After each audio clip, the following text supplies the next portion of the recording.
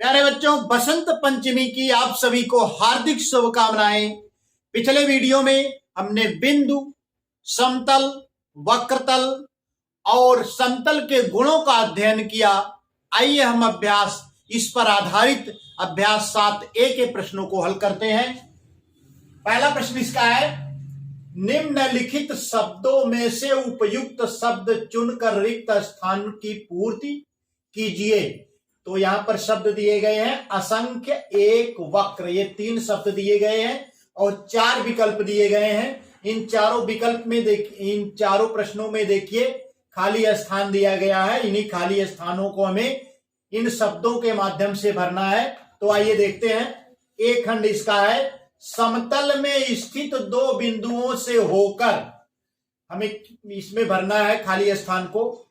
रेखा खींची जा सकती है। तो ध्यान दीजिए, समतल में स्थित 2 बिंदुओं से होकर हमने पिछले वीडियो में बताया था आपको एक रेखा खींची जा सकती है। तो यहां पर आप क्या भर देंगे, 1।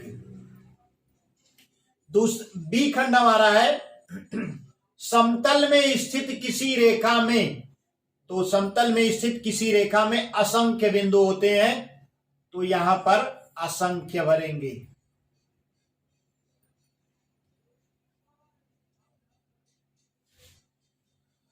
तीसरा खंड हमारा है, गोले का तल। तो गोले का तल वक्र होता है, जैसा कि हमने आपको बताया था। तो यहां पर आप भर देंगे वक्र। समतल में स्थित एक बिंदु से होकर, तो समतल में स्थित किसी भी बिंदु से होकर असंख्य रेखाएं खींची जा सकती हैं। तो यहां पर आप क्या भरेंगे, असंख्य।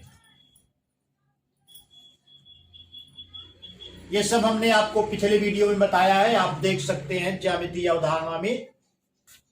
अब दूसरा प्रश्न हमारा है, निम्नलिखित कथनों में सही कथन के सामने कोष्ठक में सही चिन्ह और गलत कथन के सामने क्रॉस का चिन्ह लगाइए। एक खंड इसका है, कागज का तल समतल है। तो कागज का तल समतल ही होता है। तो यहां पर आप सही का चिन्ह लगाएंगे।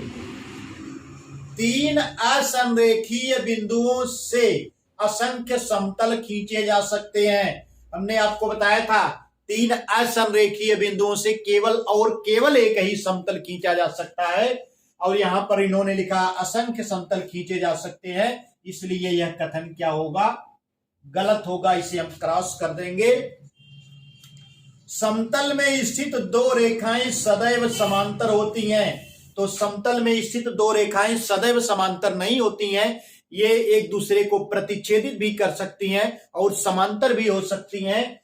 तो यहां पर इन्होंने क्या लिखा है, 2 रेखाएं सदैव समांतर होती हैं, सदैव समांतर नहीं होती हैं, इसलिए यह कथन क्या हो जाएगा, गलत हो जाएगा। कमरे की दीवार का तल समतल है। तो यह कथन सही है, कमरे की दीवार का तल समतल होता है। तीसरा प्रश्न हमारा है, स्तंभ ए तथा स्तंभ ए एवं स्तंभ बी में सही जोड़े का मिलान कीजिए। तो स्तंभ ए में यहां पर कुछ वस्तुओं के नाम लिखे गए हैं और स्तंभ बी में समतल, समतल और वक्रतल लिखा गया है। तो इसका हमें मिलान करना है। ग्लोब, तो ग्लोब कैसा होता है, यह लगभग गोलाकार होता है। तो यह क्या हो जाएगा, वक्र हो जाएगा। ग्लोब का तल कैसा होगा, वक्रतल होगा। तो हम इसे वक्रतल से मिला देंगे। स्टील अलमारी, स्टील की अलमारी जो होती है ये आपका समतल होती है। तो इसे आप समतल से मिला दीजिए। खीरा आप देखे ही हैं, खीरा वक्रतल होता है।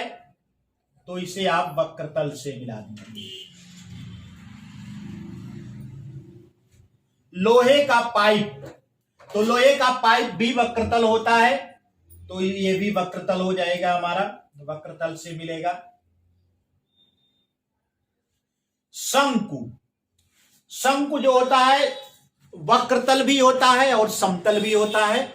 इसका नीचे का हिस्सा जो है समतल होता है और जो ऐसे त्रिभुजाकार ऊपर जाता है वो वक्रतल होता है। तो इस शंकु को आप समतल और वक्रतल दोनों से मिलाएंगे। श्यामपट्ट का तल, तो श्यामपट्ट का तल समतल होता है, तो इसे आप समतल से मिला दीजिए। और ठोस बेलन, तो ठोस बेलन जो हमारा होता है, यह जैसे ये डिब्बा है, इसे भी आप बेलन के उदाहरण में इसको समझ सकते हैं। देखिए इधर का तल क्या है, समतल है, इसके नीचे का तल क्या हो जाएगा, समतल हो जाएगा, और ये हिस्सा जो राउंड है ये वक्रतल होगा। तो ठोस बेलन जो है समतल और वक्रतल दोनों होगा।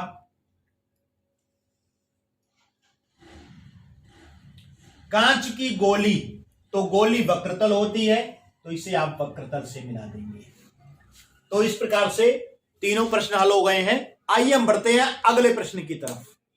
तो बच्चों चौथा प्रश्न हमारा है, ठोस बेलन में कितने समतल एवं कितने वक्रतल होते हैं। तो हमें बताना है बेलन।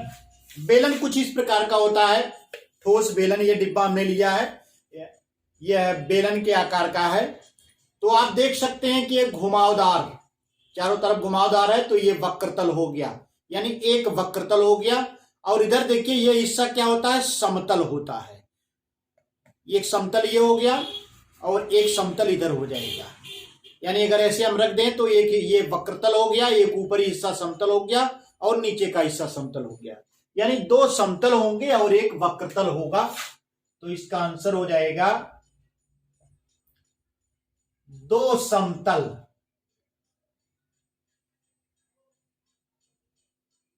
और एक वक्रतल।